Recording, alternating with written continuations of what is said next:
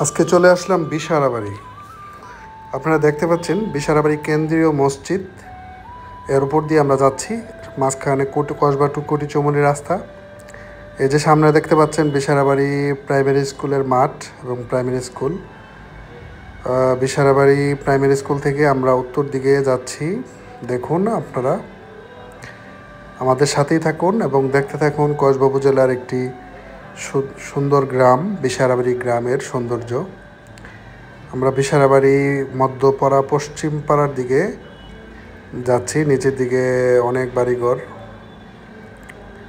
দেখেন, আর অনেক উপরের থেকে আসলে ভিডিওটা করা হয়েছে বিদায় চারপাশে শুধু জমি জমা দেখা যাচ্ছে। এই যে বিশারাবাড়ি উত্তরপাড়া জামি মসজিদ আমরা দেখতে পেলাম। এটা হচ্ছে যে কমিশনার সাহেবের বাড়ি, নুরুল ইসলাম কমিশনার সাহেবের বাড়ি। এই যে আপনারা দেখতে পাচ্ছেন, এখন সামনের দিকে আমরা যাচ্ছি আমার বন্ধু জসিমের বাড়ি।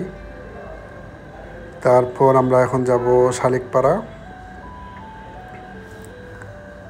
এই যে শালিকপাড়া দৃশ্য আপনারা দেখেন, সামনেই শালিকপাড়া মোহাম্মদিয়া হাফিজিয়া মাদ্রাসা, যেখানে আমার জীবনের 5টি বছর কেটেছে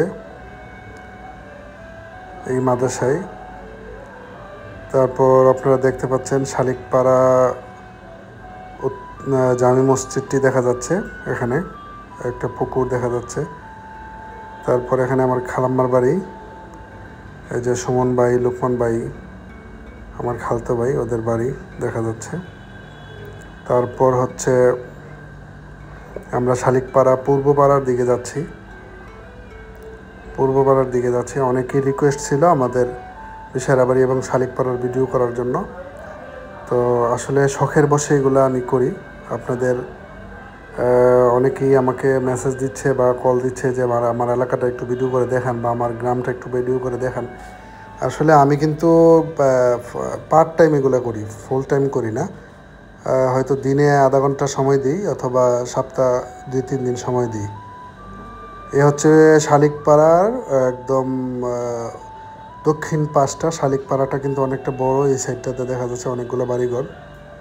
তারপর শালিকপাড়া বড় একটা পুকুর। এ হচ্ছে শালিকপাড়া আনিস সাহেবের বাড়ি, বড় যে টিটের ঘরটা দেখা যাচ্ছে।